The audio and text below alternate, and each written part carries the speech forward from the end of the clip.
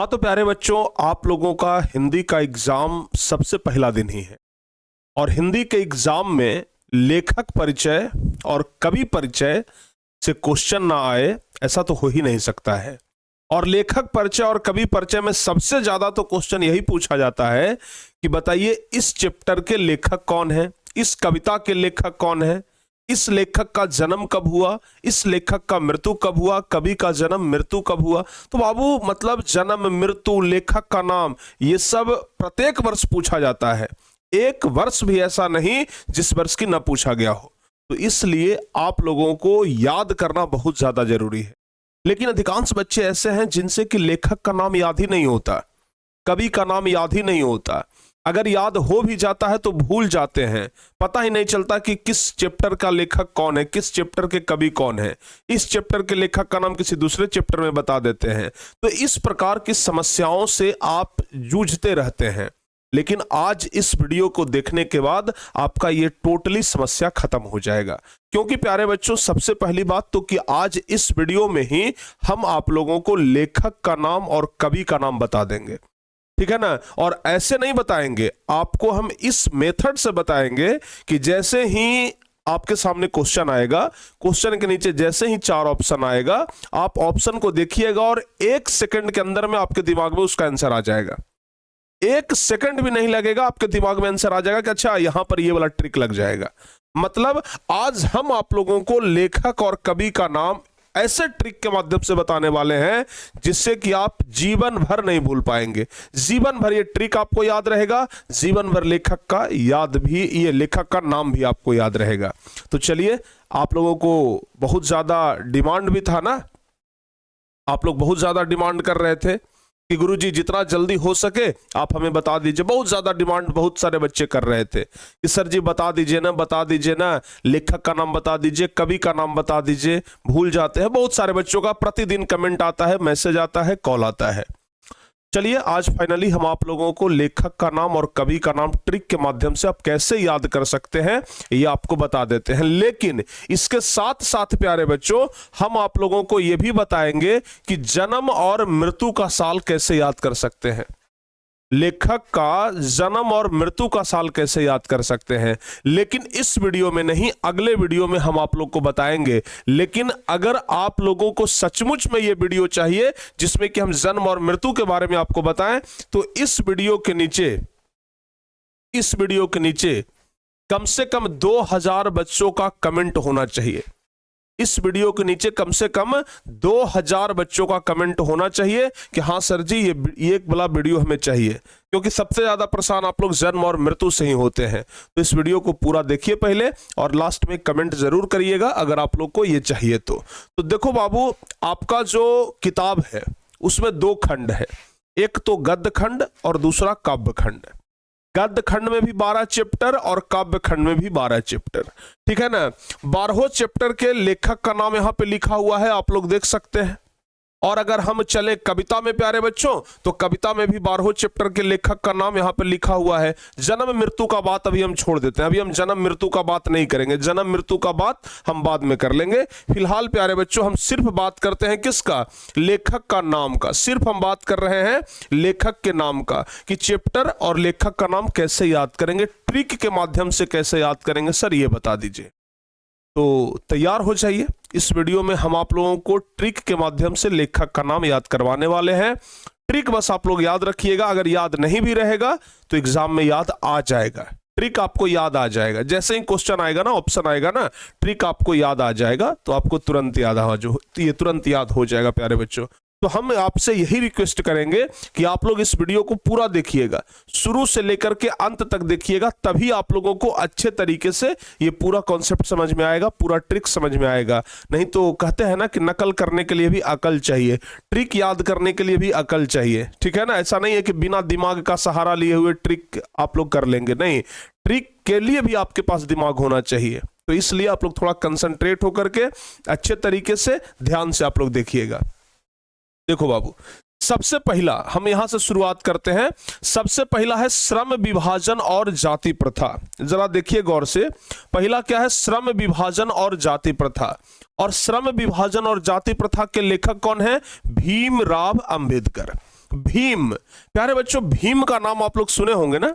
भीम बहुत बलशाली थे, बहुत बलशाली थे। उनको कोई काम दे दीजिए ना तो ये नहीं कहते थे कि आधा हम करेंगे आधा किसी और से करवा लीजिए, नहीं भाई, काम का बंटवारा तो होना ही नहीं चाहिए, पूरा काम हम कर लेंगे। भीम इतने बलशाली थे कि वो कहते थे कि पूरा काम हम कर लेंगे, श्रम का विभाजन नहीं होना चाहिए, काम का विभाजन नहीं होना चाहिए, पूरा हम कर लेंगे। ठीक है ना, एकदम अपने बात पे अडिग है।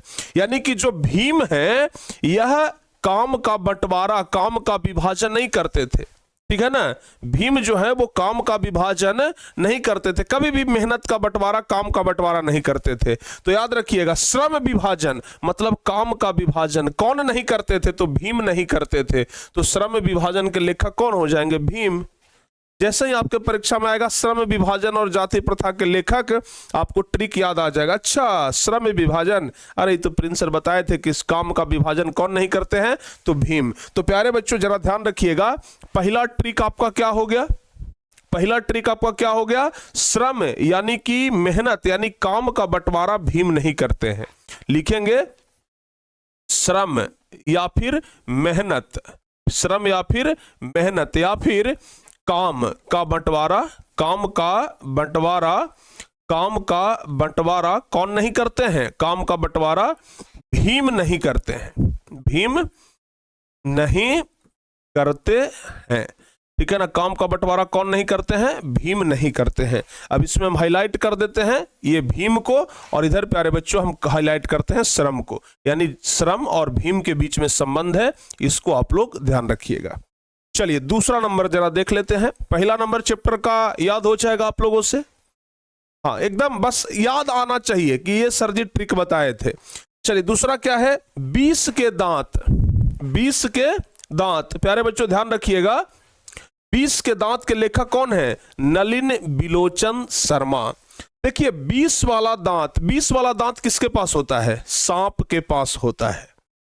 20 वाला दांत किसके पास होता है, सांप के पास होता है। और अगर सांप काट लिया तो 20 के कारण पूरा शरीर जो है वो नीला पड़ जाता है।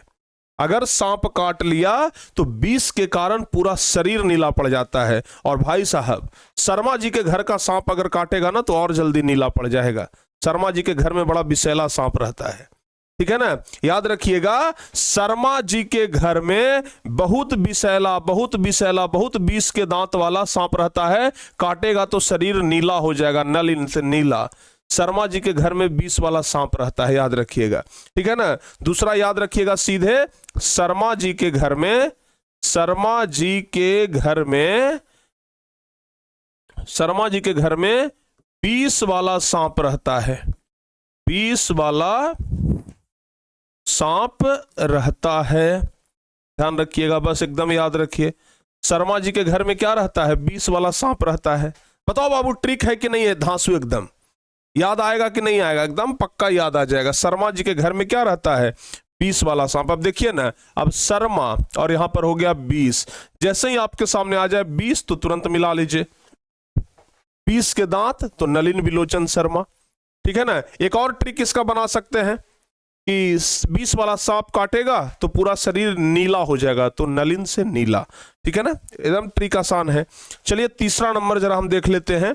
तीसरा नंबर क्या कह रहा है भाई, भारत से हम क्या सीखें, और इसके लेखक कौन है, मैक्स मूलर। प्यारे बच्चों मैक्स मूलर हिंदी का नाम है कि इंग्लिश का नाम है, जाहिर सी बात है आप लोग देख करके समझ गए होंगे कि मैक्स मूलर हिंदी नाम नहीं है, मैक्स मूलर इंग्लिश नाम है। और कोई विदेशी आदमी आएगा तो उसका नाम इंग्लिश में रहेगा, यानी कि मैक्स मूलर विदेशी आदमी है। और कोई विदेशिया आएगा वही ना कहेगा कि भारत से हम क्या सीखें, भारत वाला तो खुद जानता है कि हम भारत से क्या क्या सीखें। अगर कोई विदेशी आएगा तो कहेगा कि हम भारत से क्या सीखें। पूरे आपके किताब में एक गो विदेशी लेखक हैं, और वो कौन है, मैक्स मूलर, जो कि भारत के नहीं है। पूरे चैप्टर में एक विदेशी लेखक है मैक्स मूलर, अंग्रेजी का नाम आप लोग देख रहे हैं। तो ये भारत आए थे घूमने के लिए, और भारत से गए तो कह रहे हैं कि भारत से हम क्या सीखें, ठीक है ना, ध्यान रखिएगा। तो विदेशी आदमी, जो विदेशी मैक्स मूलर क्या है, विदेशी व्यक्ति हैं, तो हम लोग लिखेंगे कि Max Muller, Max Muller. Max Muller कैसे आदमी है भाई, तो विदेशी आदमी है, ठीक है ना, विदेशी आदमी है। तो ये भारत में घूमने के लिए आए, ठीक है ना, भारत आकर के बहुत कुछ सीखे। तो लिखेंगे मैक्स मुलर भारत आकर बहुत कुछ सीखे, भारत आकर बहुत कुछ सीखे। जैसे ही वो भारत आए, भारत से गए, तो उनको लगा कि भाई भारत बहुत बढ़िया जगह है, भारत से हम बहुत कुछ सीखे हैं। तो मैक्स मुलर जो कि पहले व्यक्ति हैं, ठीक है ना, पूरे हिंदी के किताब में आपके, जिनका कि नाम जो है वो अंग्रेजी वाला नाम है, और वो भारत आए घूमने के लिए और भारत में देखे तो बोले कि भाई भारत से हम क्या सीखे, ठीक है ना। चलिए अगला बार, अगला ये तो हो गया। अगला, नाखून क्यों बढ़ते हैं? जवाब है हजारी प्रसाद द्विवेदी। नाखून क्यों बढ़ते हैं? नाखून क्यों बढ़ते हैं के लेखक कौन है? हजारी प्रसाद द्विवेदी। पूरे जीवन काल में, ट्रिक सुनिएगा बड़ा जबरदस्त है, पूरे जीवन काल में नाखून हजारों बार बढ़ता है। बस ट्रिक ये क्या है बाबू? हजारी से हो गया हजारों और नाखून से नाखून। नाखून पूरे जीवन में हजारों बार बढ़ता है। बस ट्रिक क्या लिखेंगे हम लोग? पूरे जीवन में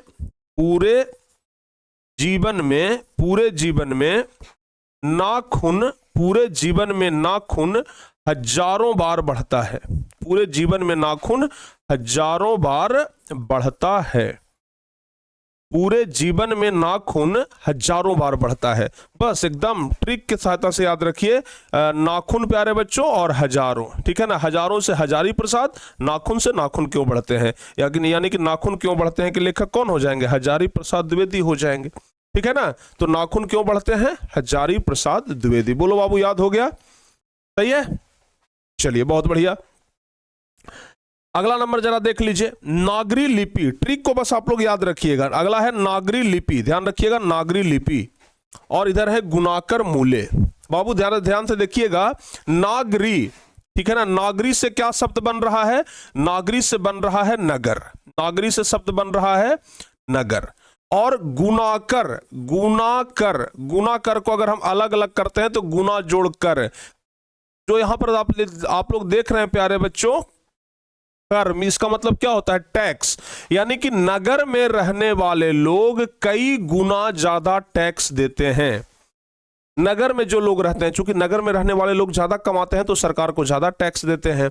तो बस गुणाकर बोले, नागरी लिपि, नागरी से बन गया नगर, नागरी से बन गया नगर, और गुणाकर मतलब नगर में रहने वाले कई गुना ज्यादा कर देते हैं। बस ट्रिक बन गया। नगर में रहने वाले, 5वां नंबर लिखेंगे, नगर में रहने वाले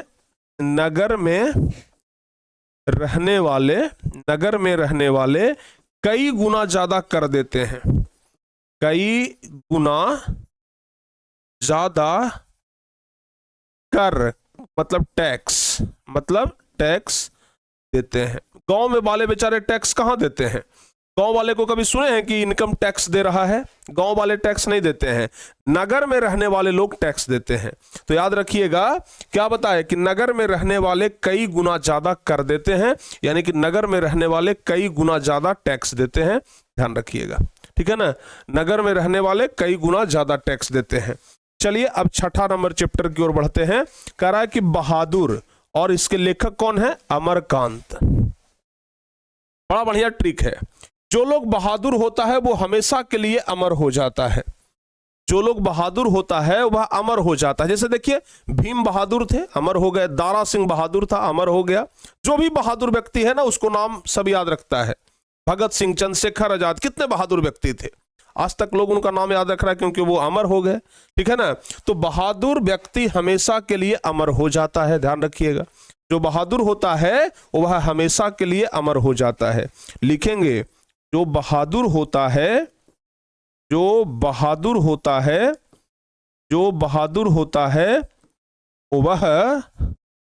हमेशा के लिए अमर हो जाता है। वह हमेशा के लिए अमर हो जाता है। जो बहादुर होता है वह हमेशा के लिए अमर हो जाता है। बोलो बाबू, याद रहेगा? 6 चैप्टर अपना कंप्लीट। 6 चैप्टर का नाम तो आप लोग, हमें नहीं लगता है कभी भूल पाएंगे। क्या क्या बताए, चलिए एक बार फिर से एकदम वन शॉट रिवीजन कराते हैं। देखिएगा जरा ध्यान से, कैसे ट्रिक की मदद से याद होगा। श्रम विभाजन और जाति प्रथा के लेखक भीमराव अंबेडकर। भीम कहते थे कि हमको काम का बंटवारा नहीं चाहिए, हम ऐसे ही अकेले सब काम कर देंगे, क्योंकि बहुत बलशाली थे। पहला हो गया कंप्लीट। शर्मा जी के घर में 20 के दांत वाला सांप रहता है, मतलब विषैला सांप रहता है। शर्मा जी के घर में विषैला सांप रहता है, जो काटेगा तो शरीर पूरा नीला हो जाएगा। ठीक है ना, ध्यान रखिएगा। भारत से हम क्या सीखे? Max Muller. मैक्स मुलर विदेशी व्यक्ति हैं जो कि भारत घूमने के लिए आए थे, और भारत आए तो उनको बहुत कुछ सीखने के लिए मिला, तो भारत से हम क्या सीखे वो लिखे मैक्स मुलर। नाखून क्यों बढ़ते हैं? हजारी प्रसाद द्विवेदी। इसका ट्रिक क्या बताए? पूरे जीवन में नाखून हजारों बार बढ़ता है, पूरे जीवन में नाखून हजारों बार बढ़ता है।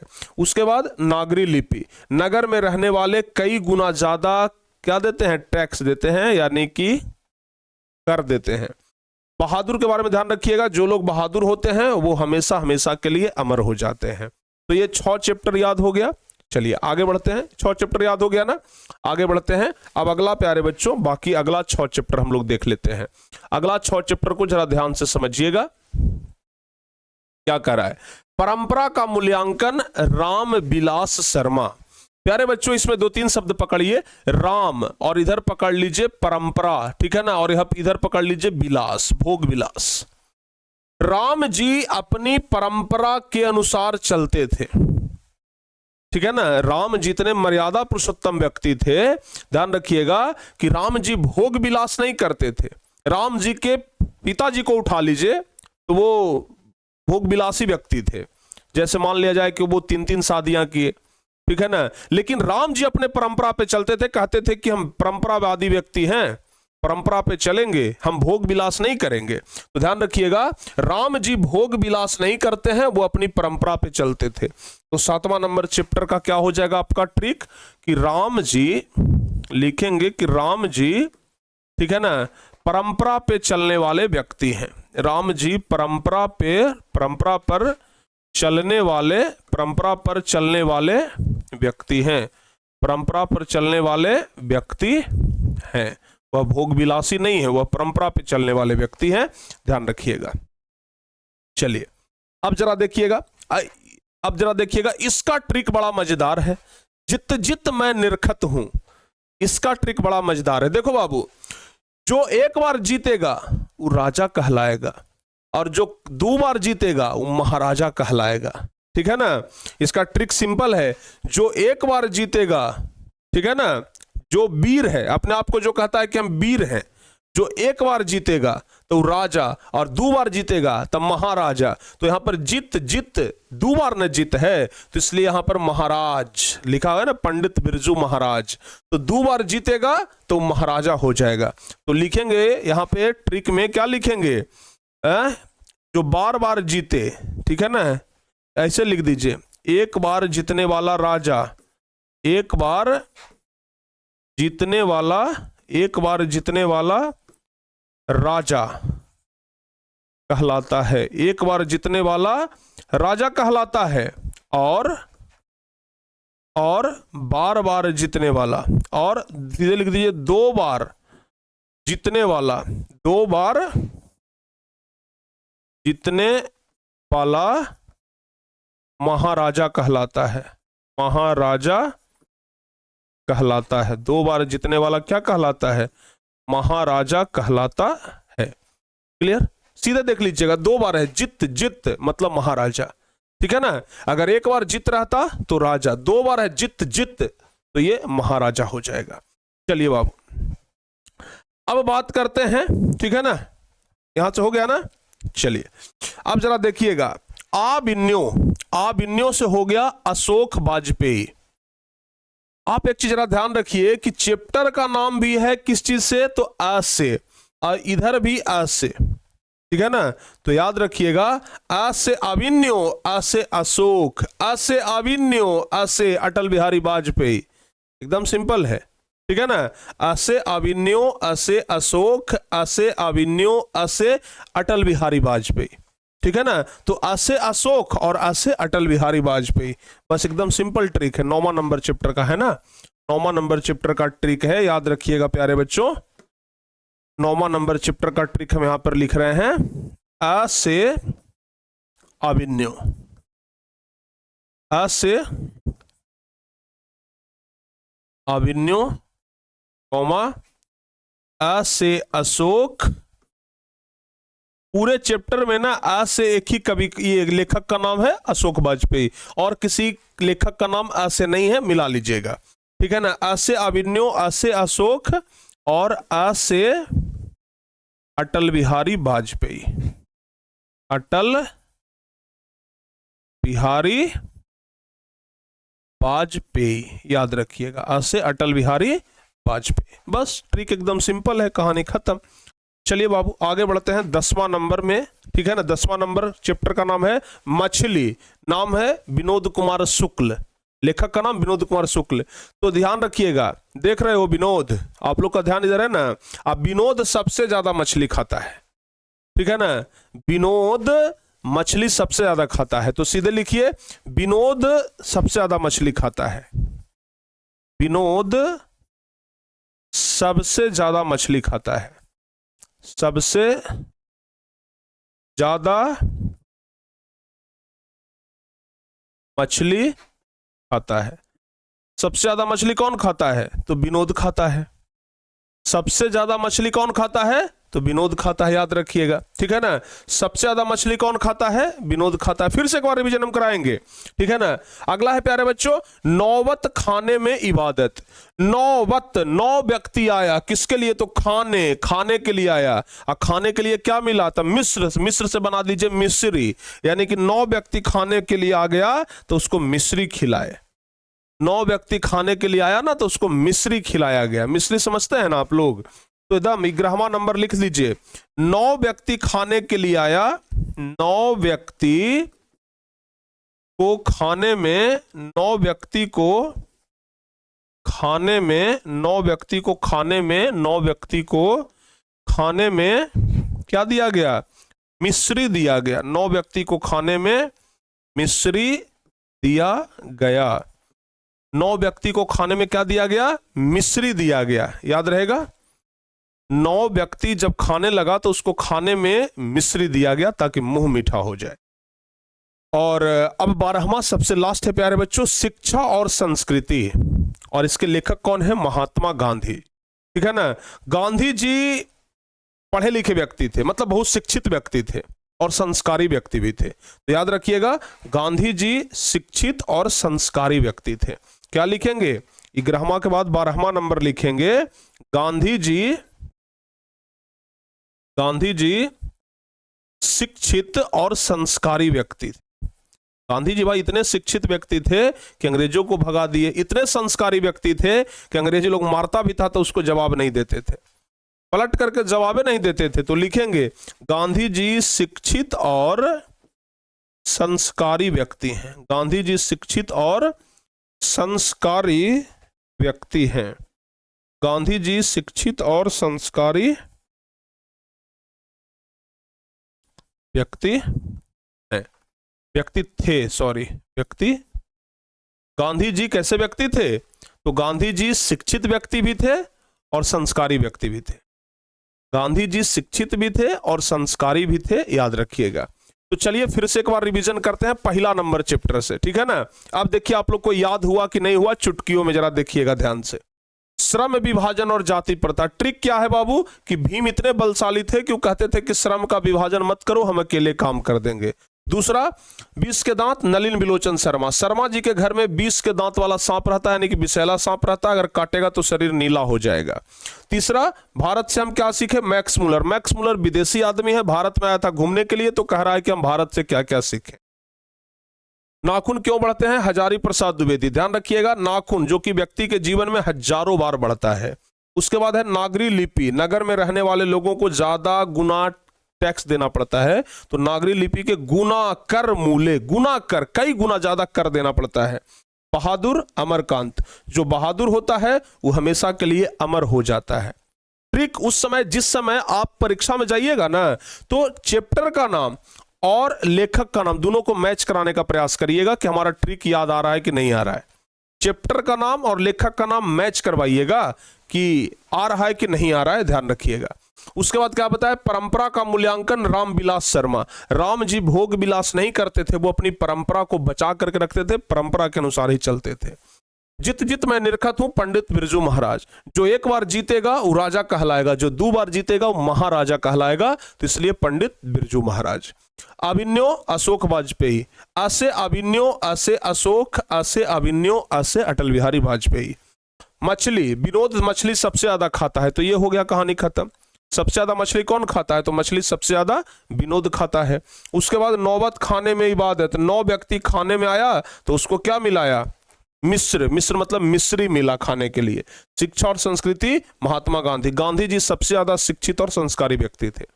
गांधी जी सबसे ज्यादा क्या थे, तो शिक्षित और संस्कारी व्यक्ति थे, ध्यान रखिएगा। क्लियर, बहुत बढ़िया। तो प्यारे बच्चों यहां पे गद्य खंड का पूरा ट्रिक आपको बता दिए। अब आते हैं काव्य खंड में, अब आते हैं प्यारे बच्चों काव्य खंड में, और अब हम आपको काव्य खंड का पूरा ट्रिक समझाते हैं, जरा देखिएगा ध्यान से। क्लियर हो जाएगा तुरंत, 10-15 मिनट में खत्म होगा और आप लोग अच्छे तरीके से सीख भी जाएंगे। देखिए पहला नंबर क्या कह रहा है कि राम नाम बिनु बिरथे जगी जन्मा सीखा, ये और इसके लेखक, ये लेखक के जगह पर कवि कर लीजिएगा तो ज्यादा बेहतर होगा। कवि कौन है प्यारे बच्चों, तो कवि है गुरु नानक। देखिए गुरु और नानक, नानक से बना दीजिए नानक, नानक से नाना, ठीक है ना। तो देखिएगा जरा ध्यान से, राम नाम बिनु, राम का नाम लेने के लिए कौन सिखाते हैं, चाहे गुरु जी सिखाते हैं ना तो नाना सिखाते हैं, क्योंकि नाना बूढ़ा है ना तो राम का नाम लेते हैं। तो ध्यान रखिएगा, राम का नाम लेने के लिए चाहे गुरु सिखाते हैं नहीं तो नाना सिखाते हैं। तो पहला तो यही बन जाएगा ना, पहला ट्रिक तो यही बनेगा कि राम का नाम लेने के लिए, राम का नाम लेने के लिए गुरु या नाना सिखाते हैं, गुरु या नाना सिखाते हैं, नाना सिखाते हैं अपने नाती को कि देखो भाई, देखो बेटा राम का नाम लेना चाहिए, ठीक है ना। तो पहला तो यही बन गया ना कि राम बिनु बिरथे जग जन्मा, राम का नाम लेना चाहिए, अगर इस जगत में जन्म हुआ है तो राम का नाम लेना चाहिए। और ये कौन सिखाते हैं, तो चाहे गुरु जी सिखाते हैं नहीं तो नाना सिखाते हैं, कि अगर इस जगत में जन्म हुआ है तो राम का नाम लो, गुरु जी चाहे नाना सिखाते हैं। एकदम कहानी खत्म है।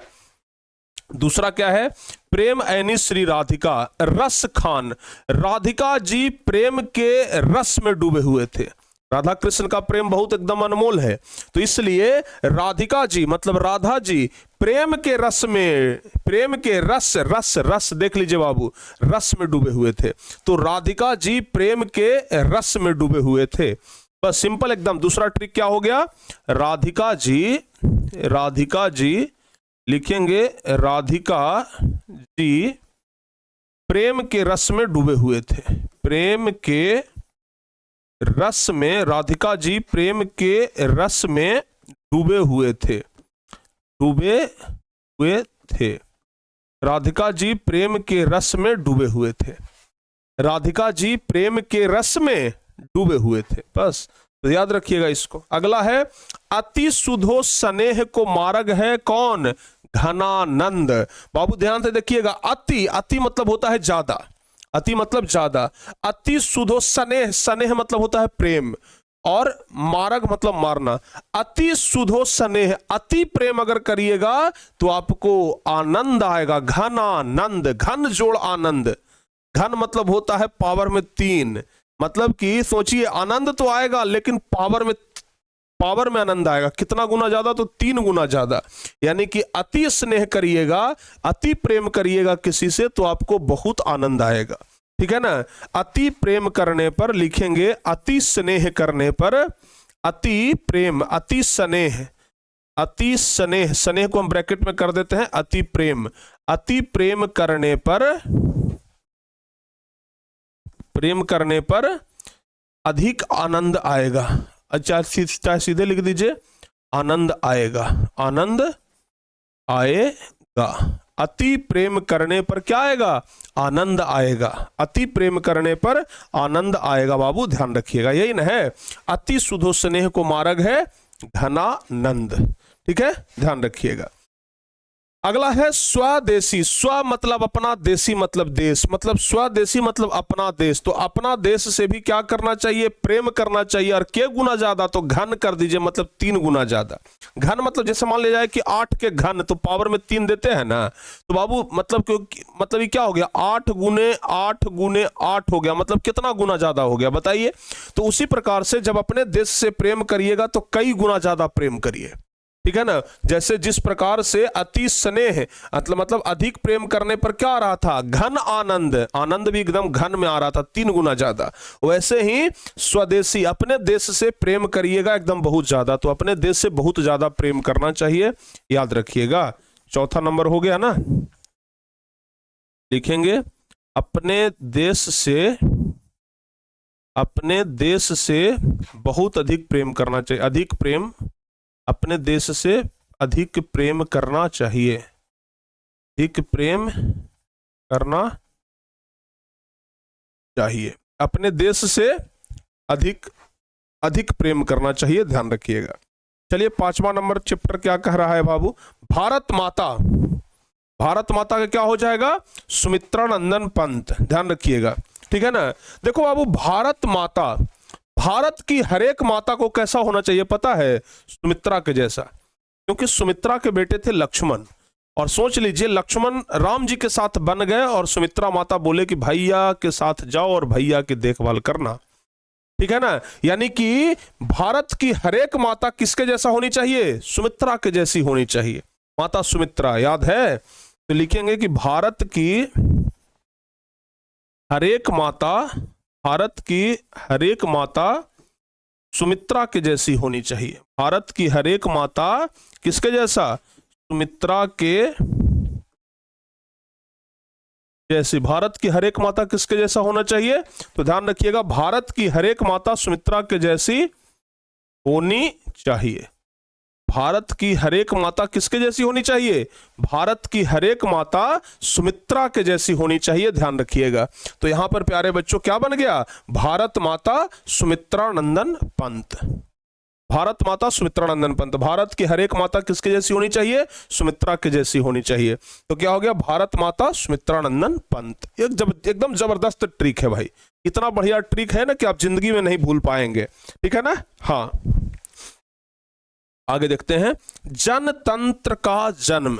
जनतंत्र, देखो बाबू, जन मतलब होता है लोग, तो लोगों का जन्म कब होता है, राम जी की कृपा से लोगों का जन्म दीन में होता है। तो जन्म, तो बाबू जन से हो गया क्या, जन मतलब क्या होता है, लोग। तो लोगों का जन्म कब होता है, तो राम जी की कृपा से कब होता है, तो दीन में होता है। तो लिखेंगे कि लोगों का जन्म राम जी की कृपा से दीन में होता है। लिखेंगे, देखते हैं ना, अधिकांश लोगों का जन्म तो दीने में होता है, रात में बहुत कम लोगों का जन्म होता है। तो लिखेंगे लोगों का जन्म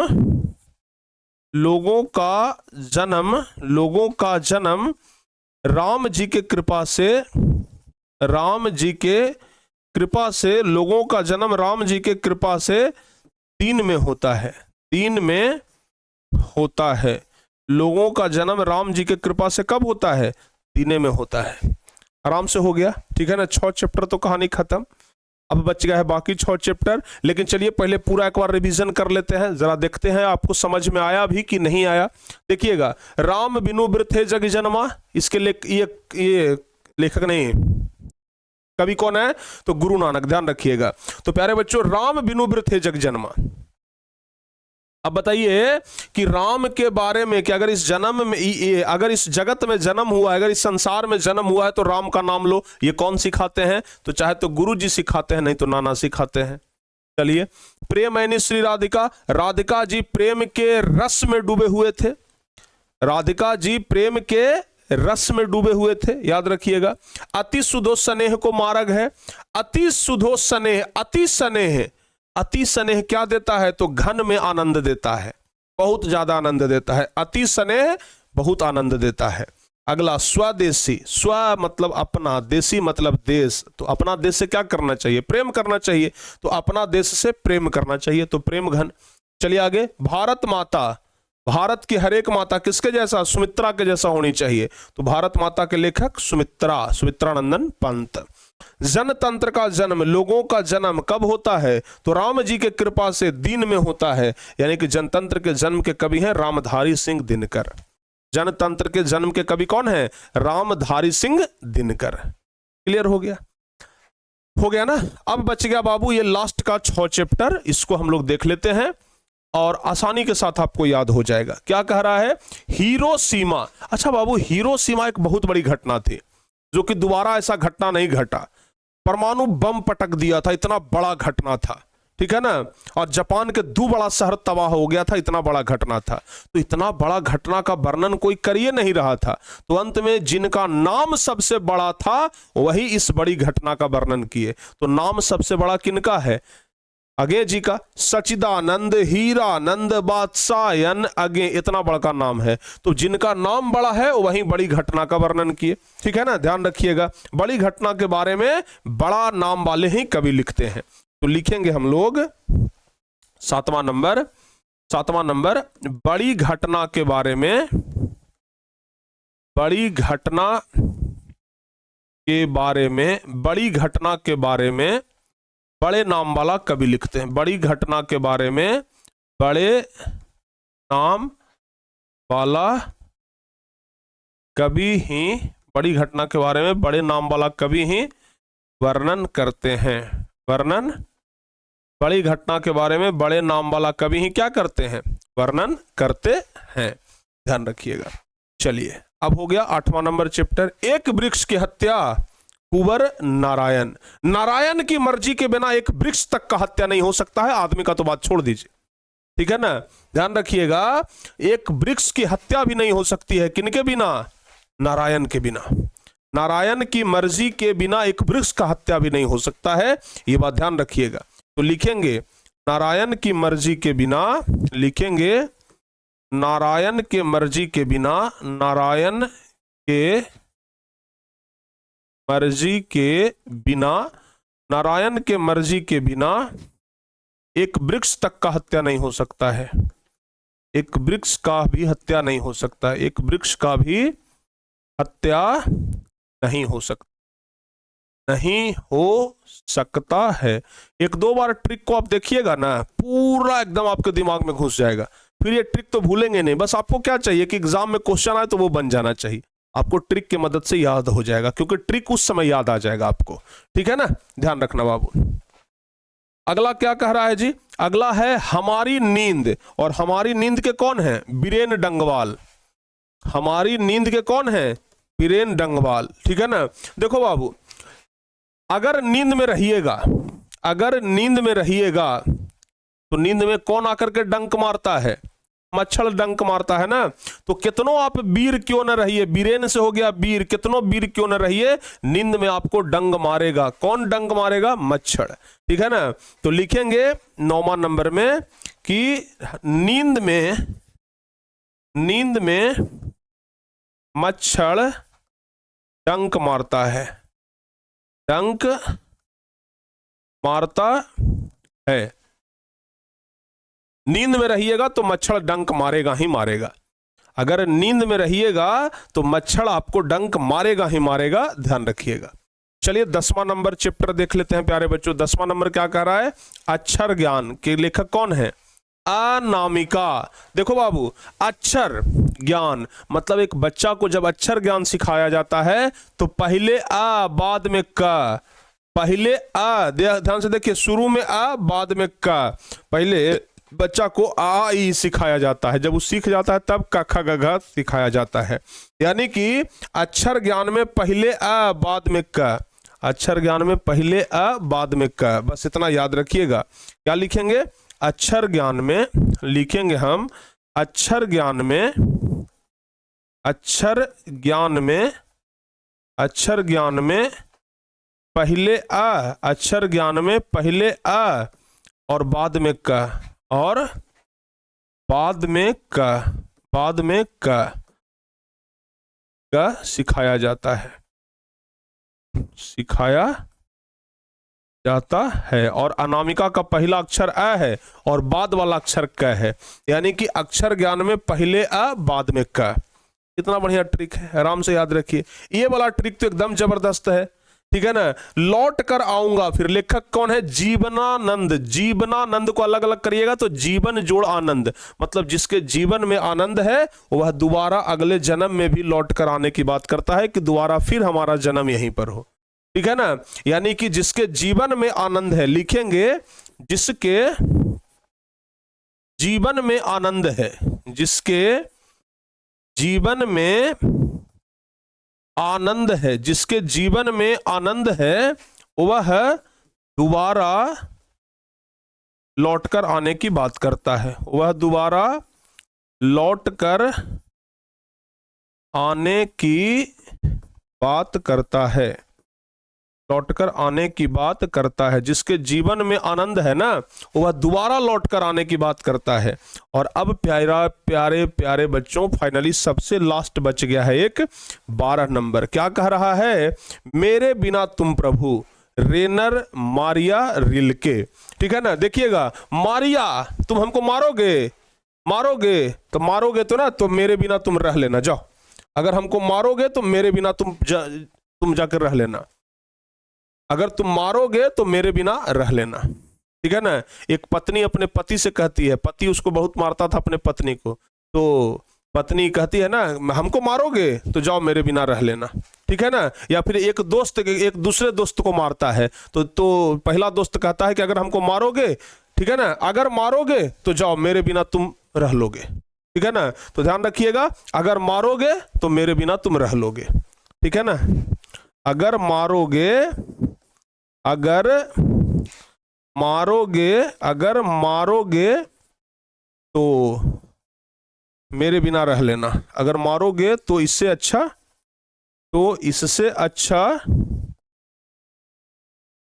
तुम मेरे बिना रह लेना, तुम मेरे बिना रह लेना, अगर मारोगे तो इससे अच्छा तुम मेरे बिना रह लेना।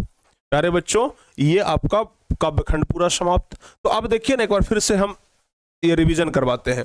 हिरोशिमा एक बड़ी घटना, तो हिरोशिमा को कौन लिखे? बड़ा नाम वाला व्यक्ति। बड़ा नाम वाला, सबसे बड़ा नाम वाला व्यक्ति कौन है? सच्चिदानंद हीरानंद वात्सायन आगे। उसके बाद एक वृक्ष की हत्या, कुंवर नारायण। नारायण के मर्जी के बिना एक वृक्ष तक की हत्या नहीं हो सकता है, सब नारायण के मर्जी से होता है। आगे हमारी नींद, वीरेन डंगवाल। अगर आप नींद में रहेंगे तो आपको मच्छर आकर के डंक मारेगा, ठीक है ना। आगे अक्षर ज्ञान, अक्षर ज्ञान में पहले अ सिखाया जाता है, बाद में क सिखाया जाता है, ठीक है ना। पहले आ ई पूरा, तब क ख ग घ। तो अक्षर ज्ञान में पहले अ बाद में क। लौट कर आऊंगा, फिर जीवनानंद, जिसके जीवन में आनंद है वो लौट करके दोबारा आने की बात करता है। जिसके जीवन में आनंद है वो कहबे ना करेगा कि हम फिर से भाई लौट करके वापस आ जाएं। जिसका जीवन में आनंद नहीं रहता वो कहता है कि हमको उठा लीजिए जल्दी, ठीक है ना। तो लौट कर आऊंगा फिर जीवनानंद दास। और ये तो बताइए दिए, मेरे बिना तुम प्रभु, रेनर मारिया रिल्के। अगर तुम मारोगे, ठीक है ना। देखिए रिल्के बहुत रील्स बनाता था तो इसलिए उसको मारा, रील्स बनाता था तो उसको मारा, तो मारा था उल्टा कहता है कि तो जाओ मेरे बिना तुम रह लो, ठीक है ना। तो ये हो गया रेनर मारिया रिल्के। तो प्यारे बच्चों, ये था आपका ट्रिक। अब आप लोग कमेंट करके बताइए कि ये ट्रिक आप लोग को कैसा लगा। हमें तो लगता है कि पूरा आपको चुटकियों में याद हो जाएगा। अगर आप 1 से 2 बार इस वीडियो को देख लेना तो आपको रटने का जरूरत नहीं पड़ेगा। और अब बात रहा प्यारे बच्चों कि जन्म और मृत्यु का साल, तो आपको बताए हैं कि अगर 2000 बच्चों का कमेंट आ गया कि हमें ये वीडियो चाहिए तो आपको वीडियो बहुत जल्दी मिल जाएगा। 1 से 2 दिन के अंदर में आपको वो वीडियो भी मिल जाएगा। तो जल्दी जल्दी से जाइए, इस वीडियो के नीचे कमेंट करिए अगर आपको सचमुच में चाहिए तो, ठीक है ना। अगर आपको जन्म और मृत्यु का साल याद नहीं होता है तो जाइए और कमेंट करिए। और बाकी प्यारे बच्चों, ये वीडियो कैसा लगा, ये ट्रिक कैसा लगा, आप लोग नीचे कमेंट करके हमें जरूर बताइएगा। उम्मीद है कि बहुत बढ़िया लगा होगा और अच्छे तरीके से आप लोग याद भी कर लेंगे। तो चलिए जल्दी जल्दी से आप लोग वीडियो को लाइक करिए और चैनल को फटाफट से सब्सक्राइब कर लीजिए। मिलते हैं किसी और वीडियो में, तब तक के लिए जय हिंद, धन्यवाद।